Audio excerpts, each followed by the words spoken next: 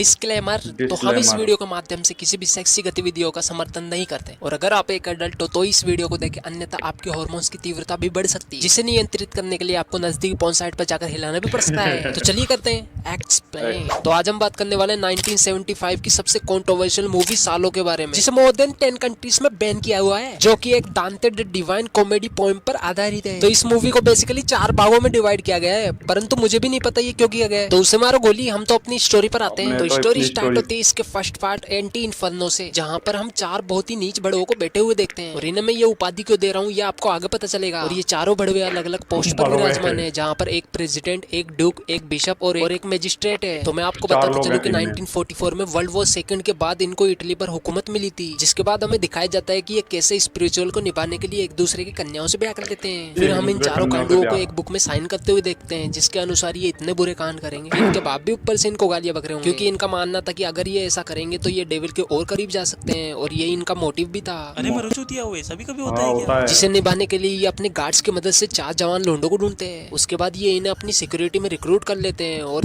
फिर ये 9 लड़कों को पकड़ के लाते हैं और फिर उन्हें निवस्त्र होने के लिए बोलते हैं। और जब एक आदमी उनसे बचने के लिए भाग रहा होता है तो वो उसे मार देते हैं शूट करके, और बोलते हैं अबे कहाँ जा रहा है अबे गांडू। और फिर ये 9 लड़कियों को लाकर उन्हें भी नग्न कर देते हैं। फिर हम ईवा की माँ को उससे बचाते हुए ले जाके भागते हुए देखते हैं, जिसके बाद उन 4 बड़वों के सिक्योरिटी गार्ड भी इनका पीछा करने लगते हैं। और यहाँ पर ईवा की माँ समझ जाती है कि वो इनसे नहीं बचने पाले और दोनों मरने की कोशिश करने लगते हैं, जहाँ पर उसकी माँ तो मर जाती है लेकिन वो लोग ईवा के पकड़ के उसे बचा लेते हैं। और इस तरीके से अब उसके मेंशन में 8 लड़के और 9 लड़कियां बची हुई थी। तो इस तरीके से इस संस्कारी मूवी का पहला पार्ट खत्म हो जाता है। और चलिए अब सेकंड पार्ट की माँ क्या करते हैं, यानी कि सर्कल ऑफ मैनिएक। और ये पार्ट भी दांते द डिवाइन पोएम पर आधारित है। इस पार्ट के शुरू होते ही हम उन चारों बड़वों को 4 नई प्रोस्टिट्यूट को उस मेंशन में लाते हुए देखते हैं, जहाँ पर ऑलरेडी वो 17 गुलाम पहले से ही मौजूद थे। और उन प्रोस्टिट्यूट को वो आदेश देते हैं कि वो सभी एक एक आकर उन 17 गुलामों के साथ उन चारों बड़वों को भी गंदी गंदी कहानियां सुनाएं, ताकि इन कहानियों को सुनकर वो गुलाम आपस में मास्टरबेट करने लगे। और फिर हमें पता चलता है कि ये चारों भेड़चोद खुद तो कानून नहीं मानते और ये इन 17 गुलामों के लिए कानून बना रहे गए हैं, जिसके अकॉर्डिंग कोई भी गुलाम अपने जैसे लिंग या विपरीत लिंग के साथ गुलगुलू नहीं कर सकता। और इस दौरान इन सभी गुलामों को नेकेड ही रहना पड़ेगा और ना ही ये भगवान का नाम ले सकते हैं, ना ही कुछ गलती कर सकते हैं। और फिर प्रोस्टिट्यूट अपने जीवन के सारे कस्टमरों के बारे में इनको बताने लगती है, जिससे गुलामों को भलाई घंटा फर्क न पड़ा हो, लेकिन वो चारों बड़े उत्तेजना से भर जाते हैं। किसी भी मेल या फीमेल गुलाम को समय समय पर खुराक देने के लिए कमरे में भी ले जाते हैं। और फिर इस प्रोस्टिट्यूट की कहानी से मोटिवेट होकर वो मजिस्ट्रेट एक लड़की को मास्टरबेशन करने के लिए बोलता है। और क्योंकि वो लड़की बहुत ही ज्यादा छोटी होती है तो उसे पता ही नहीं होता कि मास्टरबेशन होता क्या है, और मनी मन उसे डॉग बोलने लगती है। और इन सब से तंग आकर वो किसी तरीके से वहां से निकलकर भागने लगती है। फिर मजिस्ट्रेट के साथ साथ कुछ गार्ड्स भी उसका पीछा करने लगते हैं और गार्ड्स आगे जाके उसे पकड़ भी लेते हैं। और अब वो उसके साथ क्या करेंगे ये हमें आगे पता चलेगा। फिर हम सभी को एक रूम में खाना खाते हुए देखते हैं। फिर एक गार्ड एक लड़की को नीचे पड़ी हुई रिंग उठाने के लिए बोलता है और इसी बात का फायदा उठाकर वो अपना सामान उसकी तिजोरी में रख देता है। और इस प्रक्रिया को देखकर पता नहीं उस बड़वे को क्या ही चुल मस्ती है कि वो अपने दोनों सेव ले जाकर उस आदमी को दे देता है और बोलता है इसे भी काटो।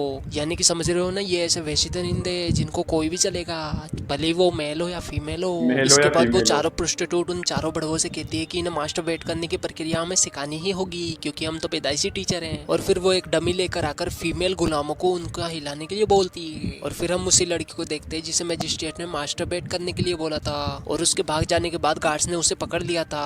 और फिर हम उस लड़की की डेड बॉडी को देखते हैं जिसे उन लोगों ने गला काट कर मार दिया था। और वो सभी गुलामों को वार्निंग भी देते हैं कि अगर किसी ने भी यहाँ से भागने की कोशिश की तो उसका भी असर यही होगा। और फिर हम मैजिस्ट्रेट को देखते हैं जो कि अपने कूलों को चेयर पे से उठा लेता है और बोलता है कि अब हमें इसमें से एक मेल और फीमेल को चूज करके उनका ब्याह कराना चाहिए। फिर वो इन दोनों का शुभ मंगल विवाह कर देते हैं और उसके बाद उन दोनों को आपस में गुलगुलू करने के लिए एक रूम में छोड़ देते हैं। और जब वो दोनों इस बात को मानकर गुलगुलू करने लगते हैं तो पीछे से तो उन 4 बड़वों में से 2 बड़वों से रहा नहीं जाता और वो वहां पर आकर उन दोनों को रोक देते हैं। ये तो बड़ी बात हो गई, हाथ आया पर सामान न लगाया। फिर उसके बाद ये दोनों बड़वों उन दोनों के साथ इस क्रिया को संपन्न करने लगते हैं। उसके बाद ये चारों बड़वों उन फीमेल्स गुलामों को डॉग की तरह ट्रीट करने लग जाते हैं, डॉग की तरह खाना खिलाते हैं। और जब एक लड़की नहीं खाती तो उसके खाने में कील मिलाकर उसे खिला देते हैं, जिसकी वजह से उसके मुंह में से भी ब्लड आने लग जाता है। अब हम करते हैं इसके थर्ड पार्ट को एक्सप्लेन, जिसका नाम था सर्कल ऑफ शेड। तो ये वाला पार्ट काफी ज्यादा डिस्कस्टिंग हो सकता है और अगर आप कमजोर दिल वाले हो तो आप इस पार्ट को स्किप कर सकते हो, लेकिन मैं आपको रिकमेंड करूंगा कि आप इस वीडियो को पूरा वॉच करें। तो दोस्तों अब थर्ड पार्ट स्टार्ट होता है, जहाँ पर सिग्नोरा मैगी नाम की सेकंड प्रोस्टिट्यूट आती है और अब वो अपने बारे में सभी को बताने लगती है। वो बताती है कि एक बार उसे अपनी माँ को ही मारना पड़ा था, जिस पर मजिस्ट्रेट बड़वा अपनी अपाइज बुद्धि से बोलने लगता है कि सैक्रिफाइस तो देना ही पड़ता है, इवन लोग बेवकूफ है जो कि माँ को ही सब कुछ अपना मानते हैं। फिर ईवा जिसकी माँ ने मूवी के स्टार्टिंग में अपनी जान का सेक्रीफाइस करके उसको बचाने की कोशिश की थी, अपनी मोम को याद करके रोने लगती है, जिस पर मजिस्ट्रेट काफी ज्यादा गुस्सा हो जाता है और अब ईवा भगवान का नाम भी लेने लग जाती है, जो कि उन भड़वों की नजरों में एक बहुत ही बड़ा पाप था। और अब गुस्साया मजिस्ट्रेट अपना पजामा खोल के वहीं पर सबके सामने शीट कर देता है और अब वो ईवा को उसे खाने के लिए बोलता है और मजबूरन ईवा को ये डिस्कस्टिंग चीज करनी ही पड़ती है। और इस सीन को देखकर मुझे भी दीपक कलाल की एक लाइन याद आ जाती है,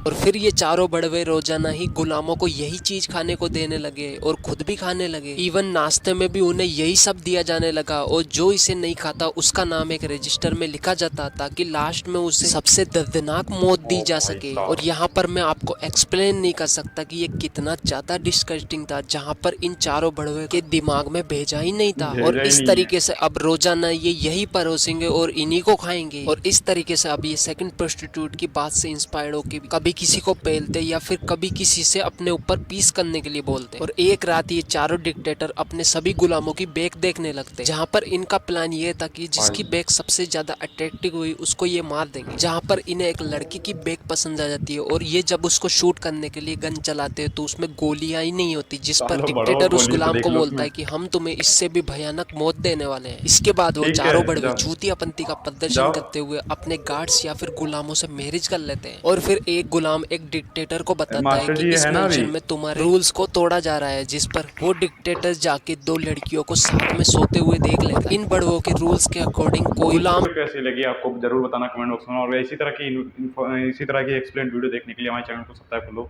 इसी तरह की रेगुलर वीडियो आती रहती हैं और ये कहानी आपको स्टोरी किस तरह की लगी हमें कमेंट बॉक्स में भी ये भी जरूर बताना।